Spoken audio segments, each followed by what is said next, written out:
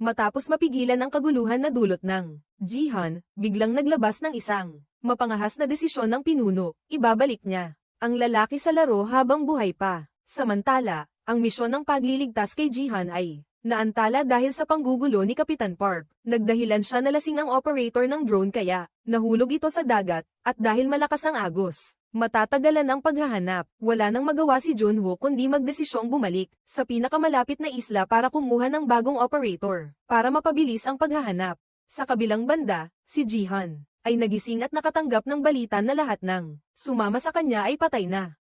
35 manlalaro ang na-eliminate kagabi, kaya ang bilang ng natira sa silid ay 60 na lang. Tumakbo si Jihan at humagulgol sa harap ng mga nakapink. Bakit niyo ako hinayaang mabuhay? Ano ba ang gusto niyo sa akin? Inamin ni Jihan na talo na siya. Nagmakaawa siyang hayaan na lang siyang mamatay.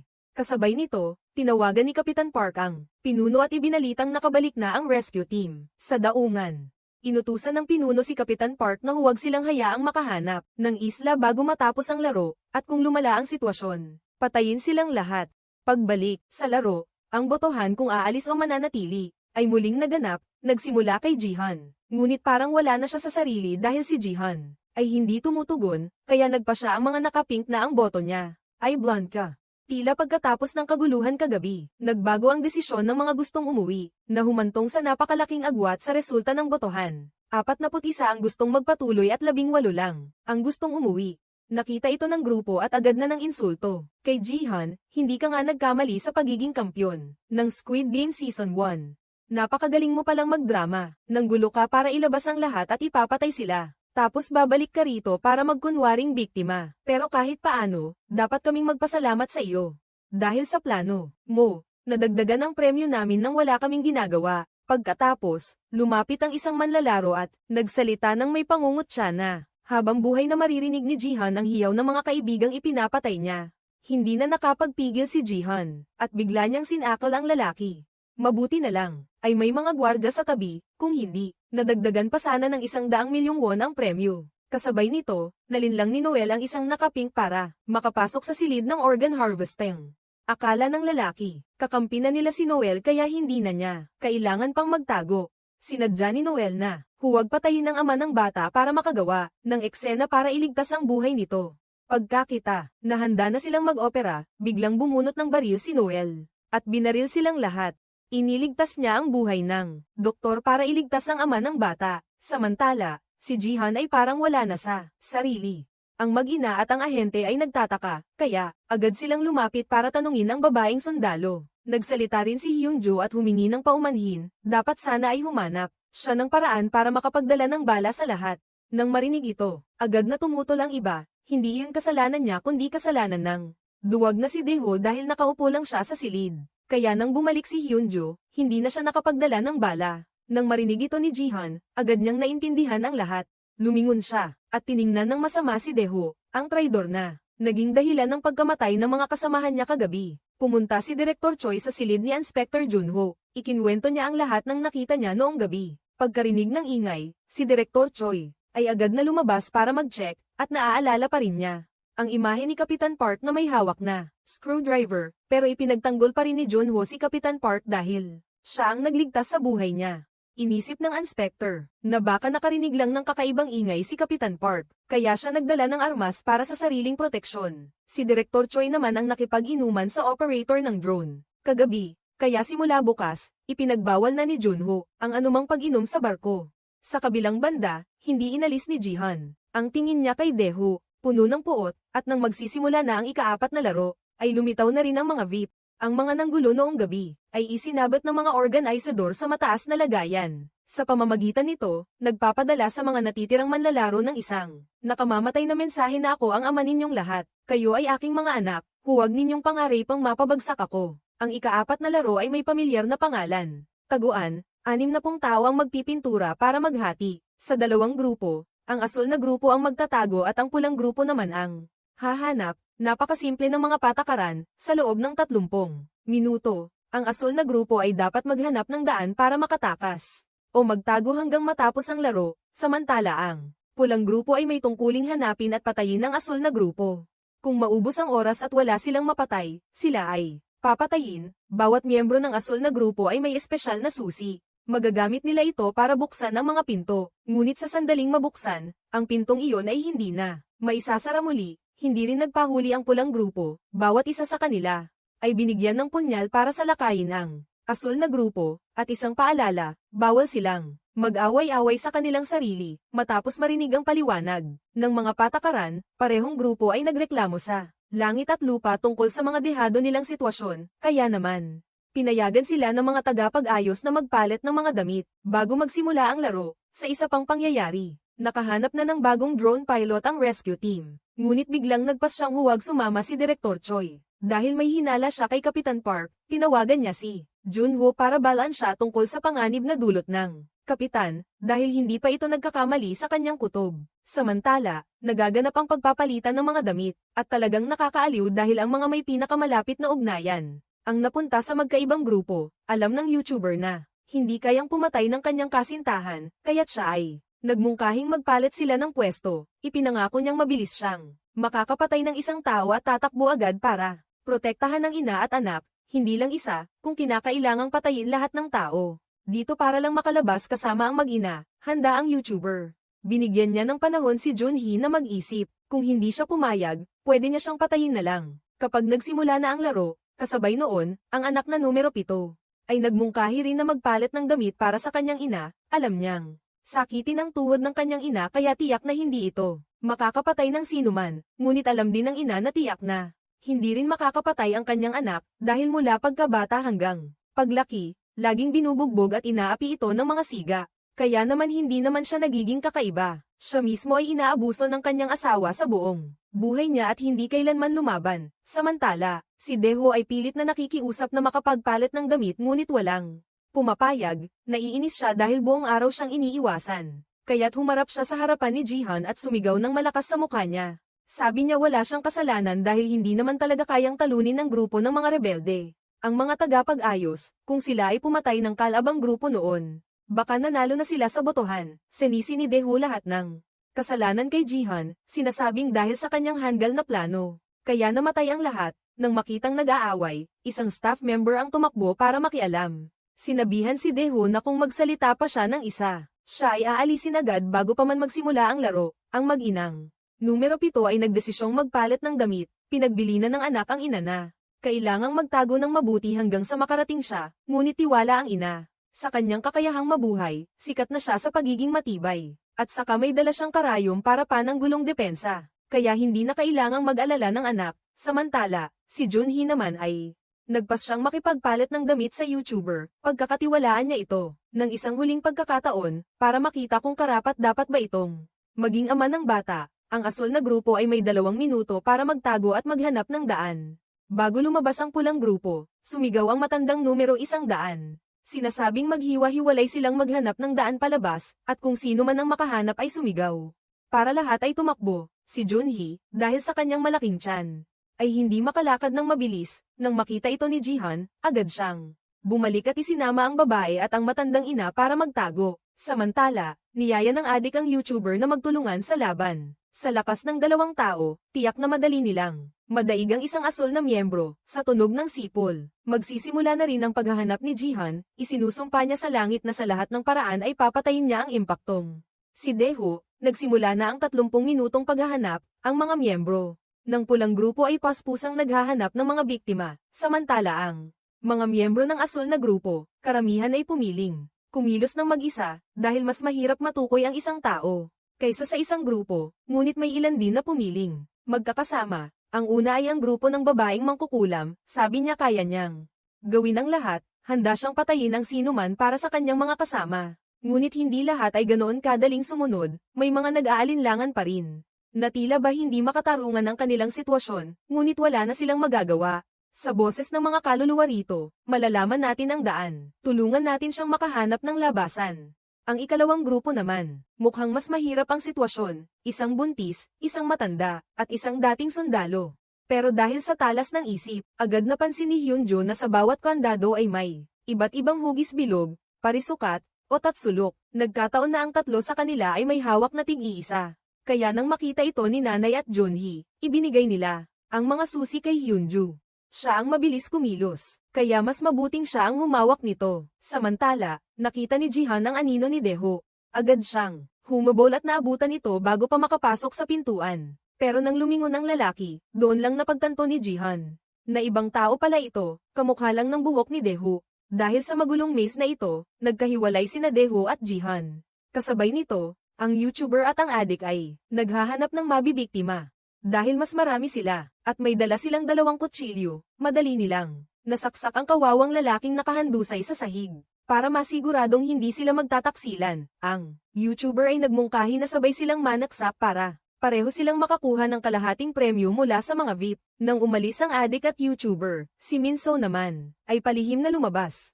Nakakita siya ng lalagyan ng gamot, kaya kumuha siya ng ilang piraso. Samantala, ang grupo ni Hyunju ay nakita ng isang bantay na nakapula. Nang ang tatlo ay tumakbo paakyat ng hagdan, biglang napilay si Junhee. Natambo siya, pero syempre, hindi siya iiwan ni Hyunju.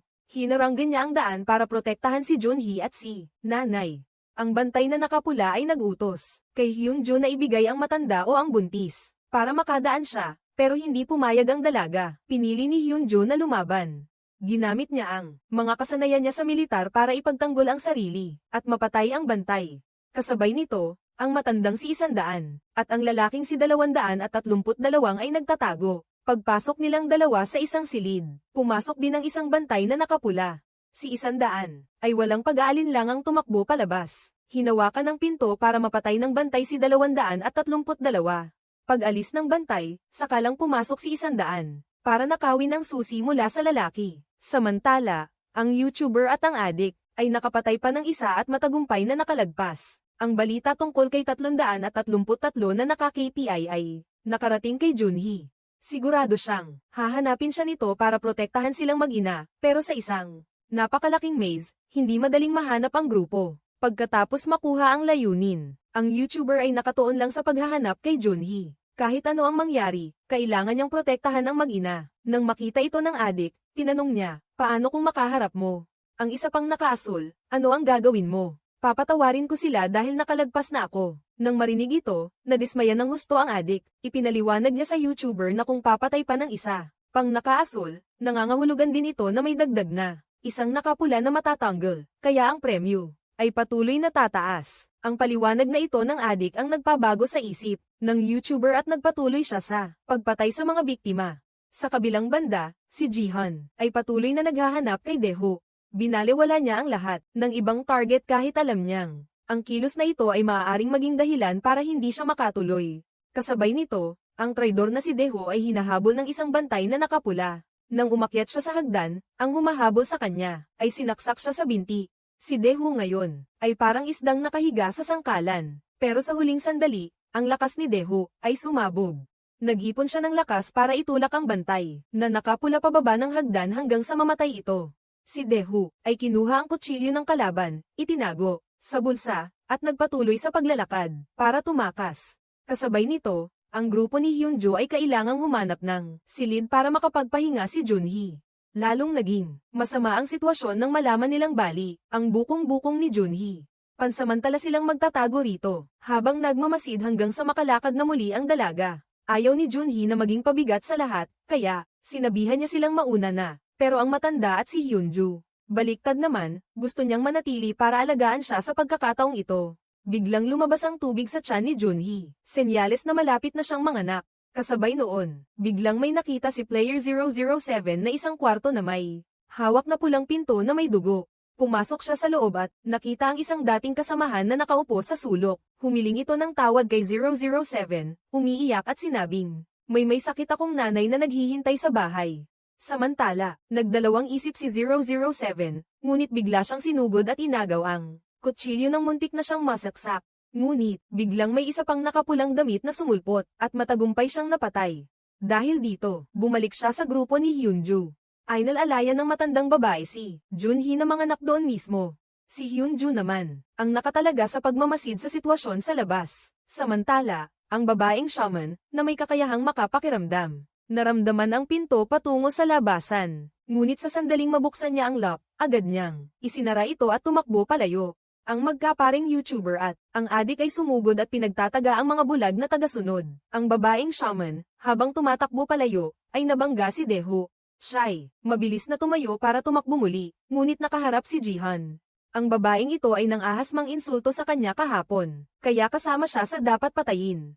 Sa harap ng kamatayan, napilitan ang shaman na tanggalin ang kanyang banal na maskara. Alam niyang hinahanap ni Jihan ang traidor na si Daeho, kaya sinabi niyang nakita niya ito sa labas. Jihan, sundan mo lang ang landas ng dugo at makakapaghiganti ka sa iyong mga kaibigan.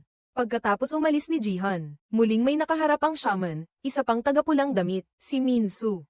Buti na lang at si Minsu ay lasing sa droga kaya hindi nito alam kung ano ang gagawin. Sa takot na mapatay, ang shaman ay nagtago sa isang kwarto.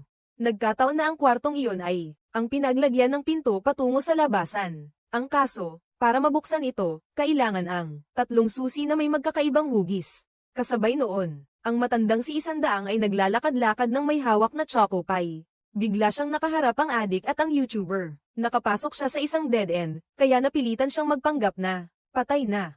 Ngunit hindi inaasahan, ang adik pala ay isang taong sobrang ingat. Nilapitan nito at sinaksak ang katawan para siguraduhin hindi nagkukunwari ang nakaasol. Buti na lang at tinawag ng YouTuber ang adik, bago pa nito may baba ang kutsilyo, kaya't siya'y nakaligtas. Pagkaalis ng magkapareha, muling lumitaw ang shaman. Ikinwento nito kay Isandaan ang tungkol sa pinto patungo sa labasan. Sinabi niyang, para mabuksan ito, kailangan ng 3 magkakaibang susi. Meron akong 2, may isa ka, at may isa siya. Kaya pumayag akong isama ka. Niloko ng shaman ang matanda sa pamamagitan ng pagpapanggap na siya'y ginagabayan ng mga espiritu at mga Diyos. Ngunit sa totoo lang, siya'y nagkukunwari lang. Pumikit siya at tiningnan ang mga markang palaso, nagawa sa dugo na kanyang inilagay sa mga sulok ng dingding. Kanina. Samantala, sa tulong ng matandang babae, at ni Hyunjo, matagumpay na nanganak si Junhee ng isang baby girl. Ngunit hindi nagtagal ang saya, dumating ang problema.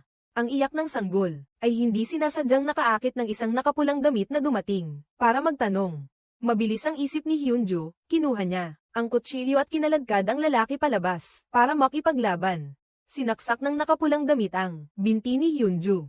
Nagtulakan silang dalawa papasok sa isang kwarto.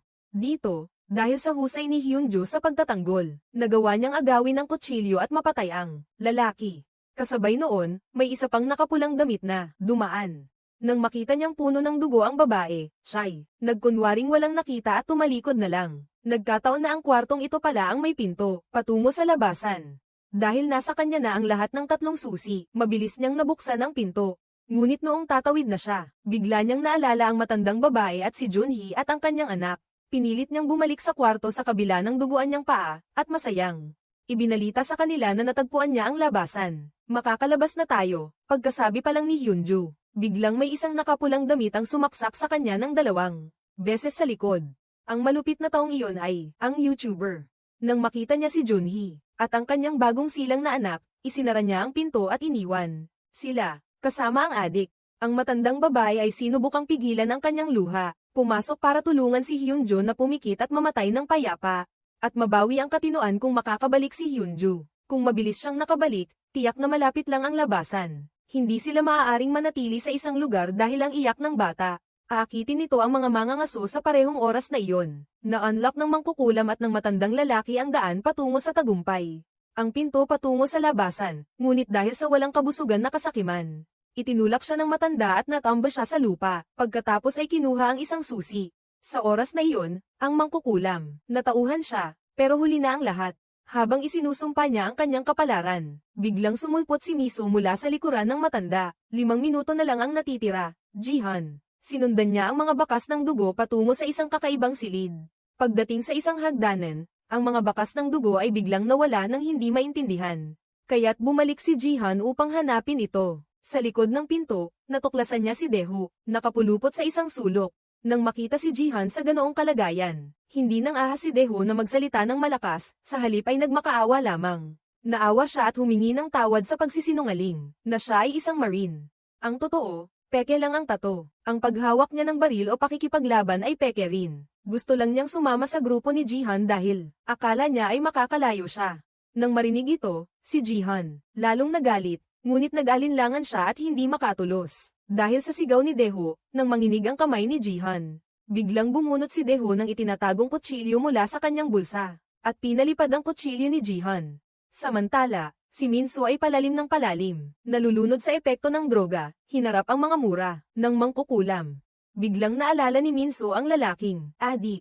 Naalala niya ang mapanghamak na mukha nito sa ibang tao. Hindi na napigilan ni Minso, at sinaksak niya hanggang mamatay ang mangkukulam. Pagkatapos, nakita niya ang naghihirap na mukha ng kanyang kasintahan bago ito mamatay. Sa parehong oras, ang matandang babae at ang mag-ina ni Junhee ay nakahanap ng labasan. Habang sinusubukan niyang isuksok ang 3 susi sa lock, ang adik na anak, biglang sumulpot sa labas ng pinto. Malapit nang maubos ang oras, ngunit wala pang napatay ang number 7, kaya gusto niyang kunin ang buhay ni Junhee upang mabuhay siya. Ang matandang ina, nang makita ito, agad siyang humadlang. Tinanggap niya ang mamatay sa kamay ng kanyang anak. Mabuhay na siya ng matagal, kaya gusto niyang ibigay ang pagkakataong iyon. Bumalik ang mag-ina ni Junhee kay Jihan, at si Daeho ay patuloy na sumisigaw na hindi niya ang kasalanan, lahat ay kasalanan ni Jihan. Siya ang nag-ayos ng lahat. Niloko niya ang lahat para mapag-isa ang premyo, kaya siya ang pumatay sa kanila. Nang marinig ito ni Jihan, agad siyang kumilos, pinalipad ang kutsilyo ni Daeho at hinabol siya. Ngunit ang duwag na ito, napakabilis tumakbo. Itinulak niya si Jihan sa lupa at nagpatuloy sa pagtakbo palayo. Sa kasamaang palad, ang numero ni Daeho tila naubos na. Binuksan niya ang isang pinto at, sa halip, sa ibaba ay isang malalim na bangin, nauubusan na ng pag-asa. Kinailangan ni Daeho na bumalik at lumaban. Sinubukan niyang sakalin si Jihan, ngunit siya ay sinuntok pababa sa lupa. Sinugod siya ni Jihan at sinakal. Ang lalaking ito, kahit malapit nang mamatay, ay pasiga pa rin na kasalanan ni Jihan ang lahat. Samantala, si number 7 ay nag-alinlangan ng ilang sandali, ngunit hindi niya magawang saktan ang kanyang ina. Nang makita niyang palihim na binuksan ni Junhee ang pinto, itinulak niya ang kanyang ina sa isang tabi at tumakbo upang saksakin siya. Sa kabutihang palad, sinaksak siya ng kanyang ina sa likod gamit ang hairpin. Nang lumingon si number 7, ang oras ay nag-expire na. Sa kabilang banda, sinubukan ni Jihan na magpakamatay dahil sa pagsisisi, ngunit namagitan ng mga nakapink na sundalo sa tamang oras. Samantala, si number 7, dahil hindi siya nakapatay ng sinuman, ay binaril hanggang sa mamatay. Sa tabi niya, biglang lumitaw ang isang grupo ng mga nakapink na sundalo. Ang mga dayuhan ay labis na nasisiyahan sa pangangaso. Lumalabas na lahat sila ay mga VIP na inayos ng pinuno upang maranasan ng isang beses sa isang siglong karanasan. Ang mga VIP ay lubhang humanga sa pambihirang husay ng pinuno. Hindi nakapagtataka na siya ang humalili sa tagapangulo. Sa parehong oras, ang pangalawang pinuno ay nakatanggap ng isang kagyat na tawag mula sa mga nasasakupan. Iniulat nila na nawala na ang kontak sa taong nasa room 1. Nang marinig ito, inutusan niya ang tagapamahala na bumaba at siyasatin. Sa kabilang banda, natapos na ni Noel ang kanyang pagbabalat kayo. Tinulungan si 246, ngunit determinado siyang huwag sabihin sa kanya ang tungkol sa kanyang tunay na pagkatao. Sa isa pang pangyayari, tinawagan ni Direktor Choi si Junho upang ipaalam ang tungkol sa pagiging kainahinala ni Kapitan Park sa daungan. Walang nakakaalam tungkol sa kanya. Walang isang mangingisda ang makapagpatunay na nagtrabaho siya dito. At si Kapitan Park ay nagsisinungaling pa tungkol sa kanyang mga kasosyo. Sinuri na ni Direktor Choi at wala talagang sino mang tulad ng inilarawan niya, kahit hindi pa matukoy kung siya ang pumatay sa nagmamaneho ng drone, pero tiyak na siya ay lubhang kainahinala. Balik sa laro, kahit na ang premyo ng bawat isa ay umabot na sa mahigit 1.7 bilyong won, ngunit si Pinuno ay tiyak pa rin. Napipiliin nilang magpatuloy dahil ang mga natitirang buhay na karamihan ay pumatay na para makalagpas. Ngayon, tiyak na sa isip nila ay iniisip kung may mas maraming mamatay, kung gayon, magkano ang matatanggap nilang pera. Bukod pa rito, sa 25 natitirang manlalaro, may 16 na nakasuot ng bilog na badge. Pagkatapos ng gabing iyon ng kaguluhan, lahat ay tiyak na hindi maglalakas loob na bumoto laban sa nakararami. Tama nga ang hula ni Pinuno, lahat ay nanatili sa kanilang desisyon. Hindi pinansin ang matinding pakiusap ni Nanay, 149. Ang mga nakasuot ng bilog na badge ay hindi pa rin tumigil, kahit na nangako siyang ibibigay ang kanyang bahagi ng premyo sa kanila. Wala pa rin silang pakialam. Sinabi ni Nanay 149 na matagal na siyang nabuhay at hindi niya pang hihinayangan ang kanyang matandang buhay, ngunit, sina Junhee at ang kanyang anak ay napakabata pa. Kailangan nilang umalis dito. Ang huling resulta, maliban kay Jihan, na bumoto ng blanco, ang ratio ay 16-8. Sobrang nakakapanlumo para sa mga sakim na gustong magpatuloy. Sa sandaling ito, nakatanggap ng balita si pangalawang pinuno na ang lahat ng sundalo sa operating room ay napatay, maliban sa Doktor 16 na nawawala. Kaya naman, malaki ang posibilidad na siya ang salarin. Samantala, sinadya ni Noel na ibigay kay 246 ang susi sa kwarto ng doktor. Tila, gusto niyang magpanggap ang lalaki bilang siya para maisakatuparan ng isang plano. Sa ibang pangyayari, ang drone ng rescue team ay nakalapit sa isang isla na pamilyar kay Junho, kahit na binalaan ni Kapitan Park na delikado. Doon, nakiusap pa rin si Junho na payagan siyang umakyat doon para suriin. Balik kay pangalawang pinuno, inutusan niya ang kanyang tauhan na dalhin si 16 sa kanya pagpatay ng ilaw. Si Noel naman, hanapin, at iulat ang lokasyon niya sa kanya. Sa sandaling ito, biglang lumitaw si Noel mula sa likuran. Itinutok niya ang baril sa ulo ni pangalawang pinuno. Nagmungkahi si Noel na kinabukasan, payagan niya silang umalis ni 16 sa lugar na ito. Hindi maintindihan ni pangalawang pinuno kung bakit siya nakipagsabuatan sa doktor. Ano ang espesyal sa lalaking iyon para ipusta niya ang kanyang buhay? Hindi sumagot si Noel. Sinabi lang niya na dumating na ang mga VIP, kaya kung tahimik silang mawawala, marahil, mas mabuti para sa kanya. Sa kabilang banda, si Junho, ay pagtapak pa lang sa isla ay bumalik na ang mga alaala. Naalala niya ang kasuklam-suklam na mukha ng kanyang kapatid, o mas tama, ang pinuno dito. Siya mismo ang nagpaputok at nagtulak sa kanya sa dagat. Masayang, iniulat ni Junho sa kanyang mga kasamahan na magpatuloy sa masigasig na paghahanap sa isla. Natiyak na hindi kalayuan sa lugar na ito. Nang gabing iyon, nang lahat ay mahimbing na natutulog, si Nanay, 149 na ay lumapit at umupo sa tabi ni Jihan. Nais niyang huwag sisihin ni Jihan ang kanyang sarili, dahil ang mundong ito ay sadyang hindi patas. Ang masasamang tao ay gumagawa ng masama ngunit sinisisi ang iba, at pagkatapos ay namumuhay ng mapayapa. Samantala, sa tuwing may masamang nangyayari, ang mga mabubuting tao ay sinisisi ang kanilang sarili at unti-unting nagdurusa. Ang kanyang anak ay ganoon din. Siya ay isang mahiyain at handgal na bata. Sinisisi niya ang kanyang sarili. Nang malugi ang kumpanya, sinisisi ang sarili ng saktan ng nagpapautang, sinisisi ang sarili ng maloko sa pagsusugal, at kahit nang tumakas ang pinakapinagkakatiwalaan niyang kaibigan dala ang pera, sinisisi pa rin niya ang kanyang sarili. Isang gabi, si Nanay 149, dahil sa nakita niyang labis na kaawa-awa ang kanyang anak, ay pinagalitan siya. Sa gabing iyon din, uminom siya ng lason at nag-iwan ng isang suicide note na may kasamang paumanhin, "Patawad, Nanay, dahil ako ay isang walang kwentang anak."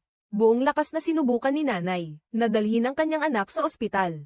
Sa daan, patuloy siyang nanalangin sa Diyos na hayaan siyang mabuhay. Kung mabuhay lang siya, kahit pa kailangan niyang tumalon sa dagat ng apoy, handa siyang gawin. Ngunit sa huli, siya mismo ang pumatay sa anak na kanyang ipinanganak. Si Nanay, 149 na ay wala ng ibang hiniling. Hiningi lang niya kay Jihan na tulungan sina Junhee at ang kanyang anak. Naniniwala siyang dumating si Jihan dito para iligtas ang lahat. Kaya, pakiusap, iligtas mo ang mag-ina niya sa halip na ang mag-ina niya. Kinabukasan, inutusan ni pangalawang pinuno ang kanyang tauhan na ibigay ang susi kay Noel, ngunit hindi rin niya nakalimutang utusan ang kanyang mga tauhan. Muling sinuri ang operating room dahil may naramdaman ng isa sa kanila. Kakaiba nga, maingat nilang sinuri ang mukha ng bawat isa sa loob. Nang silid at natuklasan ng isang nakakagimbal na bagay ang manlalaro na nakahiga sa entablado, ay siya palang doktor na numero 16, buhay pa. Ang tunay na pagkatao ng numero 16 ngayon ay ang manlalarong numero 246. Sabay-sabay namang nagising ang lahat sa silid at nakita ang mga nakarosas na uniforme na may dalang isang kabaong sa loob. Lumalabas na nagpatiwakal na pala ang numero 149. Ang pagkamatay ng mabait na matandang babae ay labis na ikinalungkot ni Junhee, na hindi mapigil ang umiyak. Sa kabilang banda, si Direktor Choi, dahil gustong maimbestigahan ang tunay na pagkatao ni Kapitan Park, ay pumasok sa bahay nito at doon niya nakita ang isang litratong magkasama si Kapitan Park at ang demonyong broker. Sapat na iyon para malaman na si Kapitan Park ay isang tago ng mga organizers. Sa mismong sandaling iyon, biglang napatid ang tanikala ng asong panabay, at dumiretso ito sa pagkagat sa braso ni Direktor Choi, na pinilit siyang magpaputok, at napatay ito. Nang paalis na sana si Direktor Choi, may natuklasan siyang isang tumpok ng pera na nakabaon sa lupa. Sa ilalim ng pera ay mayroon ding maskara at uniforme ng isang sundalong nakarosas. Sa mismong oras na iyon, isang grupo ng mga pulis ang biglang sumalakay at dinakip siya bago pa niya may pabatid kay Junho. Bumalik tayo sa laro. Nakita ni Jihan si Junhee na naglalakad ng pasuray-suray habang hawak ang sanggol. Hindi, napigilan ni Jihan ang sarili at tinakbuhan siya para tulungan. Samantala, ang YouTuber na duwag ay nakatayo lang sa malayo at nanunood. May isang grupo rin ng mga VIP na nanunood lang mula sa malayo, pero sila ay nakaupo lang. Kahit na labis ang kawalan ni Junhee, may isang VIP na naniniwalang makakaligtas siya dahil kapag naging ina na ang isang babae, makakamit niya ang isang pambihirang kapangyarihan. Sinisisi ni Junhee ang sarili dahil hindi niya direktang naging dahilan sa pagkamatay ni Hyunjo at numero 149. Narinig ito ni Jihan kaya bumaling siya para aliwin siya. Hiniling niya na huwag niyang sisihin ang sarili. Siya rin ay may anak na babae kaya alam niya na ang panahon ng pagsaksi sa paglaki nito ay ang pinakamasayang panahon. Pinaalalahanan din ni Jihan si Junhee na dapat niyang protektahan ang bata. Nagbago na naman ang laro. Ang ikalimang laro ay laktaw-laktaw jump rope. Sa ganitong klase, paano makakaligtas ang isang babaeng may bilang paa tulad ni Junhee? 25 manlalaro ang pumasok sa isang malawak na silid. Sa gitna ay may dalawang malalaking manika, bawat isa ay may hawak na dulo ng lubid para iugoy. Sa pagitan ng dalawang manika ay may isang maliit na tulay. Ang mga manlalaro ay kailangang tumalon habang tumatawid sa tulay, upang makarating sa kabilang dulo. Lahat sila ay may karapatang magpasya sa pagkakasunod-sunod ng pagtawid, pero ang oras para matapos ang hamon ay 20 minuto lamang. Kapag naubos ang oras at hindi pa nakakatawid sa kabilang dulo, sila ay matatanggal. Naisip ni Jihan na iwan muna ang sanggol at tumawid para hintayin hanggang matapos ang 20 minuto bago bumalik para kunin ito. Ngunit ang mga nakarosas na sundalo, sa bagong utos ng mga VIP, ay sinadyang ituring ang sanggol bilang isang manlalaro, at kung isa itong manlalaro, kailangan itong tapusin ang hamon. Kung hindi, ito ay lilipulin. Kaya napilitan si Junhee na umasa na lamang kay Jihan. Nakiusap siya sa kanya na dalhin ang sanggol sa kabilang dulo. Lumipas ang oras, pero wala pa ring nangangahas na tumawid sa tulay. Napansin ni Myunggi na tila naghihirap ang adik, kaya nilapitan niya ito para kamustahin. Inilabas niya ang krus ni Thanos, at binyantaan na itatapon niya ito kung magsisinungaling pa ito. Nang marinig iyon ng adik, agad siyang nagmakaawa at inamin lahat ng kanyang mga kasalanan noon. Pero hindi pa rin iyon sapat para pakalmayan si Myunggi. Bigla niyang inihagis ang krus sa gitna ng tulay, na pinilit ang adik na magpakatapang para kunin ito. Ibang-iba ang target kaya napasigaw ang adik, at tumalon ng pataas pababa patungo sa krus. Ngunit nang buksan niya ang krus, sa loob, ay walang gamot. Dahil sa sobrang pagkadismaya, nakalimutan niya na siya ay tumatalon. Ilang segundo lang, siya ay natangay ng lubid at nahulog sa bangin. Matapos maghanda, hindi na nag-aksaya pa ng oras si Jihan. Itinali niya ang sanggol sa kanyang dibdib para humanda sa pagtawid. Pangako niya kay Junhee na pagkatapos may hatid ang bata sa ligtas na lugar, babalik siya para sunduin ito. Siya ay huminga ng malalim at dinama ang steady na pag-ugoy ng lubid. Pagkatapos, sunod-sunod siyang humakbang pasulong ng pantay-pantay. Ang pinakamahirap na hamon ay nasa gitna ng tulay. Dito, ay may putol na bahagi ng tulay kaya napakahirap tumalon. Ipinokos ni Jihan ang lahat ng kanyang lakas at tumalon, at nakalampas sa puwang. Ang natitirang daan ay napakadali para kay Jihan. Matagumpay niyang naipasa ang bata sa kabilang dulo, habang payapa pa ang oras sa tulay. Kung gustong balikan ni Jihan si Junhee, kailangang maghintay ng lahat sa susunod kay Jihan. Isa-isang sumunod ang lahat, tumatalon at tumatakbo sa tulay. Nang makatawid ang isa, matagumpay na nakarating sa kabilang dulo. Bigla siyang lumingon at itinulak ang kasunod niya. Nahulog ito sa bangin, habang nakatingin ang gulat na si Jihan. Lumingon ang numero 76 at nagpaliwanag ng may ngiti, na kung tayong dalawa lang ang matitira, bawat isa sa atin ay magkakaroon ng 22.7 bilyong won. Sapat na iyon para itigil ang laro, wika ng numero 76. Hindi siya nagbibiro, itinulak niya ang ilan pa, pababa sa bangin. Ang mga nasa tulay, dahil hindi na makatayo, ay nahila pababa. May mga taong kahit mamamatay na, ay kailangan pang hilahin ang nasa unahan nila, nakakasuka. Ganyan pala kasaya ang laro, nakakasawa na. Hindi na makagalaw ang matandang babae. Ang 149 na ay lumingon sa nasa likuran niya. Bumalik na lang kung ayaw mamatay, mahirap dahil sa kakulangan ng kasanayan. Walang kakayahan sa pagtalon, kaya ang nahulog ay siya rin. Nang balak na sanang bumalik ng 149, biglang may isang halimaw na sumipa sa kanya pababa. Kung mababawasan ng isa, mas malaki ang mapapasa kamay. Napakabilis lumipas ng oras, Jihan. Dahil nag-aalala kay Junhee, Pinagbantaan niya ang gunggong na iyon. Numero 76, kung hindi ka aalis dyan, sisipain kita. Nahulog siya. Ang matandang si Isandaang ay sumang-ayon. Ang tagal na ng pagtalon, nakakapagod na. Pinilit pa ring tumayo para makita ang daan. Nang mabuksan ang daan, tumakbo ang YouTuber para hilahin si Junhee. Pero tumanggi ang babae. Minura ni Junhee ang lalaki. Tinawag siyang Sekim sa pera. Ginamit niya ang mismong kutsilyo na ibinigay niya para pumatay ng taong nagligtas sa kanila. Paliwanag ng YouTuber, hindi niya alam na kasama si Junhee. Pero kailangan na nilang itigil ang away na iyon. Tutulungan niya ang babae na makatawid. Ipinakita ni Junhee ang kanyang mga paltos na paa. Kung gustong makatawid, kailangan siyang buhatin ng lalaki. Alam niyang ang taong ito ay hindi magsasakripisyo para sa kanya. Sabi ni Junhee, ang bata ay anak ko, hindi katulad ng basurang tulad mo. Habang si Jihan naman ay naghihintay kay Junhee, biglang itinulak siya ng numero 76 mula sa likuran. Mabuti na lang at matatag ang tayo ni Jihan, kaya hindi siya nahulog sa bangin. Sinuntok niya at minura ang lalaki dahil sa katangahan nito. Jihan, syempre ay lumaban. Sinundot niya ang mata ng numero 76 at itinulak ito pabalik. Ang numero 76 na ay nasabit sa tali at tuluyang nahulog sa malalim na bangin. Tumayo si Jihan at pinamadali ang iba na tumawid sa tulay. Ang YouTuber na nasa huli ay pilit ding tumawid nang mabilis para makabalik si Jihan at iligtas si Junhee, pero ang oras ay 1 minuto na lang. Ayaw ni Junhee na maging pabigat kay Jihan kaya kusa siyang naglakad patungo sa bangin. Dahil alam niyang kung may mangyari kay Jihan, ay mapapahamak ang anak niya. Sinabihan din siya nito na kailangang gawin ang lahat para protektahan ang bata. Kaya sa pagkakataong ito, ay ipinagkatiwala niya ang bata sa lalaki.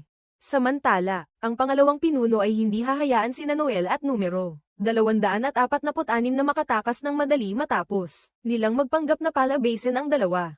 Nag-utos na ang organisasyon ng isang pangkat para habulin sila. Nakita ng mga VIP na ang pagpapahintulot sa bata na sumali sa laro ay talagang matalino. Dahil doon, naging doble ang tensyon para lalong maging kapana-panabik ang mga susunod na round. Nagpulong ang mga VIP, kasama ang pinuno para payagan ang bata na gamitin ang numero 22 ng kanyang ina. Sa gayon, ang laro, sa huli ay magkakaroon ng 9 na manlalaro. Ang premyo ngayon pagkatapos hatiin ay 4 na bilyong won. Dahil dito, ang mga sakim ay galit na galit. Biglang ang premyo nila ay nabawasan ng 700 milyon dahil lang sa isang sanggol. Ang kasamaan nila ay biglang lumabas. Lahat ay nagmungkahi sa organisasyon na alisin ang bata dahil patay na ang ina nito. Dahil sa pressure na hindi pinayagan ng organisasyon, lumapit sila sa kinaroroonan ni Jihan, na may balak na alisin ang bata para mabawi ang nawalang pera. Mabuti na lang at nagpaputok ang grupo ng mga nakapink. May utos ang pinuno, na mula ngayon, ang mga manlalaro ay hindi na pinapayagang gumamit ng dahas sa isa't isa. Samantala, si Direktor Choi ay nasa istasyon ng pulisya at nahihirapang magpaliwanag kung bakit siya pumasok sa barko ni Kapitan Park. Sinabi niyang ang gunggong na si Park ay kabilang sa isang mapanganib na grupo ng mga kriminal. Sila ay kumukuha ng mga tao para dalhin sa isang isla at pagkatapos ay pinipilit sila.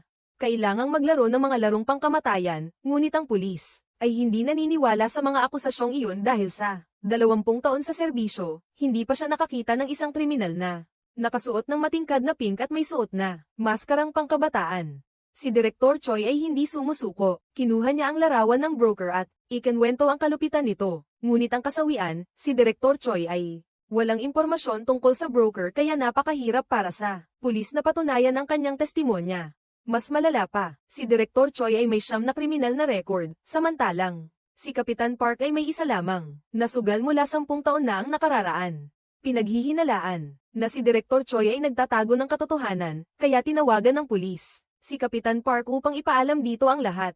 Nang marinig ang balita na ang magnanakaw ay nagnais kumuha ng mga uniforme at pera na nakabaon sa banga, tinanong ni Kapitan Park ang pulis tungkol sa pagkakakilanlan ng magnanakaw. Sa sandaling binanggit ng pulis ang pangalang Choi Gusok, siya ay natigilan. Nang mapansin na ang sitwasyon ay hindi na matatag, biglang sumigaw si Direktor Choi sa pulis. Bilisan mo, ibigay mo sa akin ang telepono, kailangan kong makipag-ugnayan. Sa aking abogado, si Direktor Choi, natuso at tusong. Dinaya ang pulis sa pagtaas ng telepono upang buksan ito gamit ang face ID. Pagkatapos ay bigla itong inagaw at tumakbo. Habang tumatakbo, siya ay sinubukang tawagan si Inspector Junho. Kasabay nito, si Kapitan Park, nang malaman na ang kanyang alagang aso ay pinatay, ay naging parang John Wick.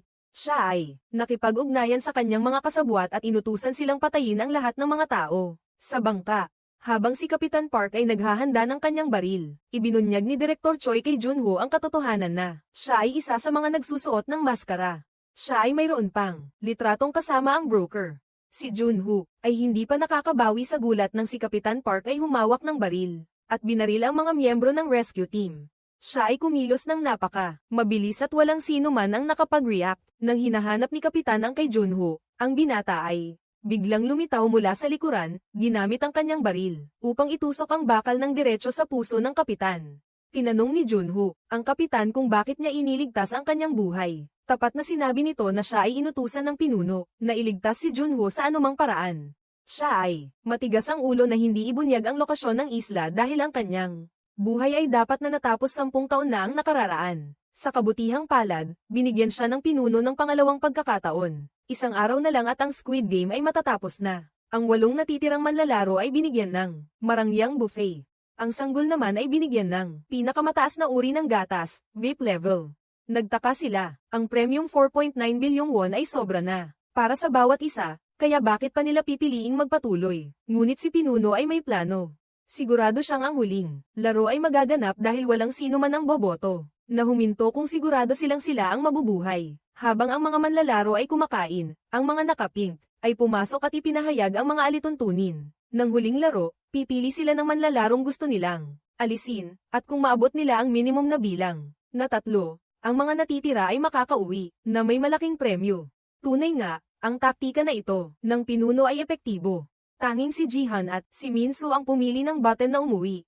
Ang iba, lahat ng mga sakim na demonyo, ay nagpa siya na magpatuloy. Sa kabilang banda, ang lahat ng mga miyembro ay patay na. Tanging si Junho at isa pang tao ang maswerteng nakaligtas, ngunit sa dalawa lang sila, hindi nila mahanap ang isla. Biglang naalala ni Junho ang isla na ibinukod ni Kapitan Park kanina. Kung siya ay isa sa kanila, tiyak na gagawa siya ng paraan upang pigilan silang pumunta doon. Sa isang kaganapan, si Noel at 246 ay mabilis na naglalakbay pabalik sa baybayin nang makipag-ugnayan ang pangalawang pinuno. Inutusan niya si Noel na bumalik kaagad sa isla, upang isuko ang 246. Siya ay nagsaliksik, at alam niya ang ospital kung saan ang anak na babae nito ay ginagamot para sa kanser. Nang marinig ito ni Noel, agad siyang lumingon ng bangka, ngunit nagpasya siyang mag-isa na pumunta sa isla. Pagkatapos, sinabi niya kay 246 na tumakbo ng pinakamabilis pabalik sa baybayin at tumawag sa pulis doon dahil ang kanyang anak ay nasa panganib. Nang makitang ang bangka ay tumatakbo pabalik sa baybayin, inutusan ng pangalawang pinuno ang kanyang team na patayin silang dalawa, ngunit hindi niya inaasahan na si Noel ay nag-iisang darating upang hanapin siya. Samantala, ang grupo na pumili na magpatuloy ay nagpasya na magtulungan. Sa huling laro, nagpasya silang alisin ang 3 tao, si Jihan, si Miso at ang bata. Pagkatapos noon, bawat isa ay may hawak na 7.5 bilyong won. Nang gabing iyon, nagmungkahi ang pinuno na makipagkita ng pribado kay Jihan. Hindi na siya nagpakaarte pa at agad na inabot sa kanya ang isang kutsilyo. Nais ng pinuno na bigyan siya ng pagkakataon na patayin ang lahat ng mga basurang iyon. Papatayin nila siya at ang bata bukas.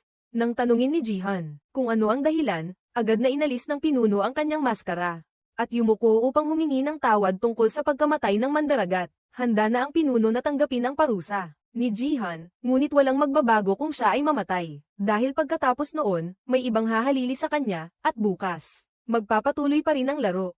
Nang marinig iyon ni Jihan, kinuha niya ang kutsilyo at dumiretso sa silid ng pinuno. Tinanong ni Jihan, naniniwala ka pa ba sa sangkatauhan? Ngunit walang sagot na nakuha. Lumalabas na noong una, ang pinuno ay nahulog din sa katulad na sitwasyon. Siya ay binigyan ng nakaraang pinuno ng isang maharlikang punyal na siya ring alok, patayin ang lahat ng mga basurang nagbabalak na pumatay sa kanya, o kung hindi, siya ay papatayin nila bukas. Ang pinuno, syempre, ay hindi pinalampas ang napakahalagang pagkakataong ito. Wala siyang pinatira kahit isa sa kanila, ngunit iba si Jihan. Siya, kahit na gusto niya, ay hindi magawang saktan sila. Dahil, sa mga sandaling iyon, lumitaw si Junhee, na nagpaalala sa kanya na hindi siya ganoong klaseng tao. Sa huli, hindi tinahak ni Jihan ang landas ng pinuno. Marahil ang kanyang puso ay tunay ngang masyadong dalisay. Samantala, Sa labas ng isla, si Junho, at ang kanyang mga kasamahan ay napalapit na sa lokasyon ng pagpapatakbo ng laro. Nang makita ito ng pinuno, binalaan niya si Junho na bumalik kaagad, ngunit sinabi ng investigador na kung gusto niya iyon, kailangan muna niyang patayin ang kanyang kapatid. Kakapasok pa lang ng pangalawang pinuno sa silid nang hindi niya inaasahang makaharap si Noel. Hindi ito ang unang pagkakataon na siya ay tutukan ng baril ng dalaga. Ang pangalawang pinuno ay masunerang sumunod sa utos ni Noel na burahin ang lahat ng digital na datos tungkol kay 246. Nang balak ni Noel na lapitan siya, mabilis na naisip ng lalaki na mayroon pa isang hard copy ng file sa archive ng pinuno. Kailangan iyon sirain upang mawala ang lahat ng impormasyon tungkol kay 246. Ngunit upang makapasok sa archive, kailangan ng presensya niya o ng pinuno. Walang magawa si Noel, kaya kinailangan niyang i-escort si pangalawang pinuno papunta sa archive. At syempre, hindi siya makikipagtulungan ng ganoon na lang. Nagkunwari ang pangalawang pinuno na iaabot ang kanyang kamay upang pindutin ang buton ng elevator, ngunit bigla siyang lumiko at inatake si Noel. Pagdating sa labanang pisikal, tiyak na hindi makakalaban ni Noel ang pangalawang pinuno. Pagkatapos ng ilang palitan ng suntukan, naitapon niya ang baril sa kamay ni Noel. Iniwan nila ito sa elevator at nagpatuloy ang laban sa loob ng kanyang opisina. Matapos mabugbog si Noel, saka lamang siya lumapit ng pangalawang pinuno at sinabing alam niya na sila ni 246 ay dating magkasama. Ano, nagkaroon ka na naman ba ng feelings? Habang ginagawa iyon, ipinaliwanag ni Noel na kung siya ay mamatay, mamamatay din ang bata, kaya nakiusap siya na iligtas ang buhay ni 246. Saka lamang naunawaan ng pangalawang pinuno, hindi niya mapigil ang maniwala na si Noel ay nagkagulo ng ganito para iligtas ang anak ng iba. Tinuya niya si Noel, ginagawa mo ba ito para mabawasan ang iyong konsensya sa pag-iwan mo sa sarili mong anak? Sa sandaling iyon, bumunot ng kutsilyo ang pangalawang pinuno upang patayin si Noel. Itinaas niya ang kanyang kamay upang lumaban. Siya ay nakapigil sa lalaki at sinubukang saksakin ito sa puso, ngunit nabigo. Ang pangalawang pinuno ay lubhang maliksi. Ang pag-iwas niya ay talagang pambihira. Pagkatapos noon, bigla niyang dinampot ang isang baso at hinampas sa ulo ni Noel. Sumunod, sinaksak pa niya ito ng malalim sa tiyan, upang pahirapan ang dalaga. Kasabay mismo nito, ang pangalawang pinuno ay biglang nakatanggap ng tawag mula sa kanyang mga nasasakupan. Sinabi nila na naghihintay sila ng kanyang utos upang simulan ang huling laro. Si Noel, sinamantala ang pagkakataong ito at gumapang papunta sa elevator. Akala ng pangalawang pinuno na gusto niyang tumakas, kaya mahinahon pa siyang humitit ng sigarilyo. Dahil tiwala siyang kung wala siya, hindi gagana ang elevator. Ngunit nang bumukas ang pinto ng elevator, sa kanya napagtanto na ang target ni Noel ay ang kanyang baril. Siyempre, hindi ito makikipagsabayan sa bilis ng pagpigil ng gatilyo ng dalaga. At sa gayon, maliban sa isa, ang pangalawang pinuno ay patay na. Dito, ang huling laro ay malapit nang magsimula.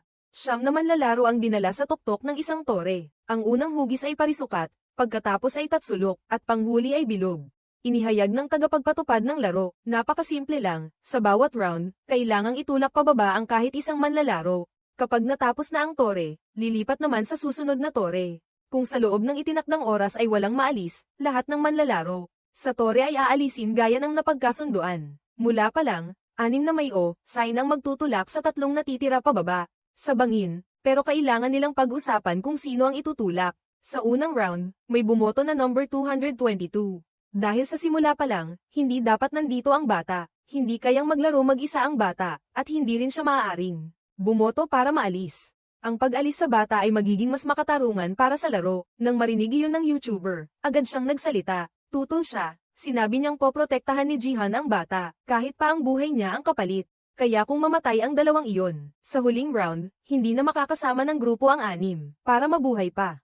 Bukod pa rito, ang paghihiwalay sa bata kay Jihan ay hindi rin madali, kaya isang paraan na lang ang natitira. Alisin muna si Minso para mas madali. Pero isang adik sa droga tulad niya, syempre hindi basta-basta kalabanin. Ang pagtulak sa kanya pababa ay kasing hirap ng paglalagay ng kwintas sa pusa. Baka sakaling itulak mo siya, madamay ka pa at mahayla pababa, sa huli, ikaw pa ang dehado. Paikot-ikot pa rin, walang sinong matapang na magtutulak kay Minso pababa. Sila'y natatakot sa kasalanan at natatakot din na mamatay nang wala sa oras. At dahil doon, kinailangan ng YouTuber na gamitin ang kanyang katalinuhan. Sinamantala niya ang poste na nasa gitna ng tore. Pagkatapos, nagpamalas siya ng bilis, tumatakbo at itinulak si Minso pababa. Ang mapagpasyang pag-atakeng iyon, ay hindi sinasadyang nakatulong sa kanya na makapiling muli, ang kanyang kasintahan sa kabilang buhay. Sa mismong oras na iyon, ang oras, sa unang round ay natapos. 8 manlalaro ang nagpatuloy, sa susunod na tore. Alam ng lahat ang target, ngayon, si Jihan at ang bata. Pero para paghiwalayin ang dalawa, hindi madali. Iminungkahi ng YouTuber na paghiwalayin muna, ang dalawa bago pindutin ang start button. Ang mga gaaman, na pera ay nakarinig, kaya nagpakita sila ng husay sa pag-arte. Nagkunwari silang nakikiramay, sinasabing sila rin, ay tao at ayaw nilang gawin iyon. Hiniling nila kay Jihan na, isabit ang bata sa poste at tumalikod na parang walang nangyari. Kung hindi, itutulak nila pareho pababa. Si Jihan ay nanatiling sobrang kalmado. Binyantaan niya ang lalaking may hawak ng poste na kung gagawin niya, iyon, sa susunod na round, ang taong mamamatay ay malamang siya mismo. Sa mismong oras na iyon, biglang pinindot ng number 203 ang start button. Pagkatapos, walang hiya niyang sinabi na kung hindi ibibigay ni Jihan ang bata, itulak na lang. Pareho pababa sa bangin, tapos sinamantala ni Jihan ang pagkakataong ito, at patuloy na binyantaan ang number 353. Sinabi niya dito na lumingon sa likod, mukhang pinag-uusapan nila kung paano siya aalisin sa susunod na round. Nang marinig iyon ng number 353, bigla siyang nagbago ng isip. Bumalik siya at sinabing gusto niyang pag-usapan pa. Ang number 203 ay hindi pumayag, at dahil doon, nagkaroon ng pagtatalo. Habang nagkakagulo, ang YouTuber ay nagsalita.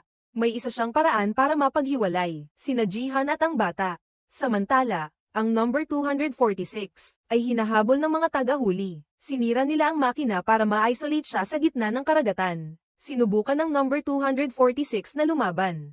Ang pintor ay gumamit ng baril at napatay ang isa, pero pagkatapos nun, naubos na ang bala, kaya wala na siyang magawa kundi maghintay na lang mamatay. Nang malapit na nilang hatulan siya ng kamatayan, biglang dumating ang grupo ni Junho.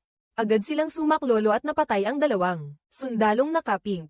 Bumalik tayo sa laro. Nagpa siya ang grupo na mag-Jack and Poy para piliin kung sino ang hihila kay Jihan at sa bata sa gitna. Pagdating doon, madali nang paghiwalayin ang bata. Pagkatapos, itutulak agad ng YouTuber si Jihan pababa. Hinubad nila ang mga coat at itinali ang mga ito para maging isang mahabang lubad na pangproteksyon. 5 tao ang pumila ng paalang para suportahan ang isa't isa. Nasa unahan ang number 336. Inakit niya si Jihan sa gitna para maglaro ng bunutan kasama ang lahat. Kung sino ang makakuha ng pinakamababa, siya ang itutulak pababa. Si Jihan, syempre, hindi basta-basta maloloko. Gusto niyang tumayo dito para sa bunutan. Nang marinig iyon ng grupo, agad silang nagbago ang mukha. Biglang sumugod ang number 336 at niyakap si Jihan ng mahigpit. Mabilis ang isip ni Jihan, inilabas niya ang kutsilyo at pinutol ang lubad na pangproteksyon. Dahil sa pagkagulat, ang mga nasa likod ay natamba. Ang number 336 naman ay na-corner ni Jihan. Nang makita iyon ng YouTuber, sumigaw siya kay Jihan na umalis, pagkatapos ay sumugod, at itinulak ang number 336 palayo sa tore. Lumalabas na mula pa sa simula, nagpapanggap lang siya. Pumunta sa panig ng mga berde para protektahan ang sanggol na nakatayo sa harap ng isa, na may hawak na patpat at isa pang may dalang kutsilyo. Ang 4 na natitira ay bumaba mula sa platform para makipag-usap. Lahat ay nakaalam na, nakalampas na sa ikalawang round, kaya kailangan lang maghintay hanggang matapos ang oras. At sa susunod na round, magbubunot na lang ng palabunutan para pumili kung sino ang isasakripisyo. Ngunit hindi pumayag ang YouTuber sa planong ito. Takot siya na dahil sa dami ng kalaban. Sa susunod na round, baka magtraidor sila. Sabay amin niya na siya mismo ang ama ng sanggol. Gusto niyang iligtas si Junhee, ngunit hindi siya pinagkakatiwalaan nito. Narinig iyon ni Jihan at naalala niya, noong nakaraang round, ang YouTuber ay mahabang usapan kay Junhee. Ang 4 na duwag, nakitang hindi maganda ang plano ng bunutan, kaya nagbago sila ng direksyon. Pinili nila ang pinakamahina para gawing sacrificial lamb. Binugbog nila ng husto si number 39 at binali ang kanyang binti. Sa ganitong paraan, sa susunod na round, kailangan lang nilang itapon ang sacrificial lamb at 6 silang mananalo. Ngunit ang soulless yung ito ay hindi tinanggap ni Jihan. Hiniling niya na maliban sa sanggol, lahat ay dapat magbunot ng patas. Ang mga duwag ay nainis na sa paikot-ikot na usapan, kaya nagdesisyon silang lumaban. Si number 203 ay sumugod at nakipagsuntukan kay Jihan. Samantala, si number 353 naman ay nakipaglaban ng patpat sa YouTuber. Sa gitna ng maigting na labanan, si Jihan ay hindi sinasadyang nasaksak ang tiyan ng kalabang iyon. Sa panig naman ng YouTuber, siya ay pinalad na makabawi sa huling sandali at matagumpay na naitulak si number 353 pababa mula sa tore. Si number 100 naman ay napakadiskarte. Kanina pa siya, nakatayo lang sa gilid, nanunood. Siya ang nakikinabang. Ipinagmalaki niya sina Jihan at ang YouTuber, at pagkatapos ay isinumpa ang dalawang namatay. Nakita ni number 100 na ito na ang perpektong pagkakataon. Kailangan lang niyang dalhin ang sacrificial lamb sa kabilang tore, at pagkatapos ay itapon ito pababa. 4 silang mananalo, at bawat isa ay may dalang 11 bilyon. Nang mapansin niyang hindi masaya ang mukha ng YouTuber, siya ay nagpatuloy sa pakikipag-ayos. Sinabi niya na kailangan lang niya ng 10 bilyon para bayaran ang utang, at ibibigay na lang niya ang lahat ng iba pa sa kanilang tatlo. Ngunit hindi pa rin pumayag ang binata. Sabi niya, kung mamatay ang matanda, bawat isa sa kanila ay magkakaroon ng higit sa 15 bilyon. Pagkasabi niya, walang awang itinulak ng YouTuber ang matandang iyon pababa. Ito marahil ang sandaling nagpasaya sa maraming manunood. Ang kasawian, pagkatapos ng oras, si number 39, dahil ayaw niyang maging sacrificial lamb, ay gumapang papunta sa gilid ng tore. Nagpaalam siya sa dalawa at pagkatapos ay itinapon ang sarili pababa. Samantala, sa malayong dagat, si Junho, sa pamamagitan ng pag-inspeksyon, ay nakumpirma na si number 246 ay talagang isang manlalaro. Ayon sa itinuro ng pintor, alam na ni Junho kung ano ang susunod niyang gagawin. Bumalik tayo sa laro. Nang bumukas ang tulay sa pagitan ng dalawang tore, ang YouTuber ay kusang tumawid papunta sa bilog na tore. Ngunit nang buhatin ni Jihan ang sanggol para tumawid, bigla siyang hinarang ng binata gamit ang kanyang patpat. Hiniling ng YouTuber kay Jihan na ibigay kaagad ang sanggol at bumalik sa tatsulok na tore. Nangangahulugan ito na gusto niyang patayin ang sarili niyang anak para makuha ang lahat ng premyo. Ang natitirang oras para tumawid ay 5 minuto lamang. Kailangan ni Jihan na mabilis magdesisyon. Kung hindi, pareho silang mamamatay ng sanggol. Mahinahong nakipag-usap si Jihan sa YouTuber. Sinabi niya, kung bumalik sila ng sanggol sa tatsulok na tore, tiyak na mamamatay din siya. Kaya lahat sila ay mamamatay ng sabay-sabay dito. Kasabay nito, ang radar ng mga pink na sundalo ay nakakita ng barko ni Junho bago pa man ito lumangoy patungo sa isla. Tinawagan ng investigador ang Coast Guard, at pagkatapos ay isinuot ang kanyang diving gear para hanapin ang kanyang kapatid. Bumalik tayo kina Jihan at sa YouTuber. Ang binata ay unti-unting nawawalan ng pasensya. Nakita iyon ni Jihan at iminungkahi na siya, at ang sanggol ang tatawid doon, at siya mismo ang mag-aalis ng kanyang sarili. Dahil ipinangako niya kay Junhee na poprotektahan niya ang sanggol sa anumang paraan. Ngunit ang YouTuber, na napakaduda, ay hindi talaga naniwala kay Jihan. Kinuya niya si Jihan, ang galing mong magpakabida. Sabi niya, kaya ka nanalo noon, ganito ka pala kagaling magpakamartir. Sinisisi ng YouTuber si Jihan, nilagay ko ang buhay ko sa alanganin. Dahil lang naniwala ako sa mga taong katulad mo. Habang nag-aaway sila, bigla siyang nakaramdam ng inggit. Nagtataka siya kung bakit handa si Jihan na isakripisyo ang sarili para sa sanggol. Siguro ang matandang ito ay mayroon ng ibang plano. Nahulog ang loob kay Junhee pagkapasok dito. Kitang-kita na ayaw talagang makinig ng YouTuber sa kanya. Habang tumatagal, nauubos na ang oras sa tulay, at si Jihan ay wala nang magagawa kundi iwan muna ang bata at bumalik. Sa bilog na tore, palihim na kinuha ni Jihan ang sandang. At hinintay na lamang na umurong ang tulay hanggang kalahati na lang. Bigla siyang humakbang at lumundag na parang lumilipad. Sa bilog na tore, handa na talagang magsakripisyo si Jihan. Pero talagang hindi karapat-dapat ang lalaking to, kaya agad silang nag-away. Kahit na hindi pa naka-activate ang start button ng ikatlong round. Dahil mas mahaba ang hawak niyang patpat, naalis ng YouTuber ang sandang sa kamay ni Jihan. Pagkatapos ay patuloy siyang sumugod, pero biglang siyang nasungkit ni Jihan, isang malakas na hagip ang nagpatamba sa patpat, sa ibaba, at gusto pa sanang bumalik ng YouTuber para kunin ang sandang, pero dinatnan siya ng suntok ni Jihan na halos masira ang mukha. Wala nang magawa, kinuha niya ang kanyang anak, para takutin ng isang taong mabait na tulad ni Jihan. Sa buong buhay ko, hindi pa ako nakakita ng ganitong kalunos-lunos na eksena. Si Jihan, dahil sa kanyang awa at kabutihan, masunurin na ibinaba ang sandang ayon sa utos ng YouTuber at umatras. Para pakawalan na nito ang bata, at mabilis siyang nag-isip. Hinubad ang kanyang jacket at ibinalot ito sa kanyang braso bilang panangga. Pero matalino rin ang kalaban, mariin nitong sinaksak ang braso ni Jihan, nang subukan siyang patayin ng YouTuber. Napatumba niya ito, at pareho silang nag-ambunan. At nahulog mula sa tore, buti na lang at may naabot ang bakal si Jihan. Habang ang YouTuber ay nakasabit lang sa punit na jacket niya. Kahit ginawa ni Jihan ang lahat para pigilan siyang mahulog. Hindi kinaya ng jacket ang bigat, kaya nahulog ito sa baba, at si Jihan ay malungkot na bumalik sa bilog na tore, at saka pinindot ang buton. Upang simulan ang laro, akala ng lahat siya na ang gagawa ng kasaysayan, ang tanging tao na nanalo sa Squid Game ng 2 beses. Samantala, si Noel, pagkatapos burahin ang lahat ng mga record sa archive, ay handa nang harapin ang kamatayan, pero nakita niya, si Jihan, hindi niya binitawan ang bata, sa halip ay pinili niyang isakripisyo ang kanyang sarili. Sinabi niyang hindi tayo mga kabayo, tao tayo, at sa sandaling iyon, nang tuluyang mahulog si Jihan mula sa tore, lahat ng VIP ay natahimik, kahit ang mga malulupit na nilalang na tulad nila ay natakot. Sa dalisay na puso ng tao, opisyal nang natapos ang laro. Ang batang may numerong 222 ang siyang nagwagi. Agad na nag-utos ang pinuno sa lahat ng kawal na maghiwa-hiwalay, pagkatapos ay pinindot ang buton para i-activate ang bomba.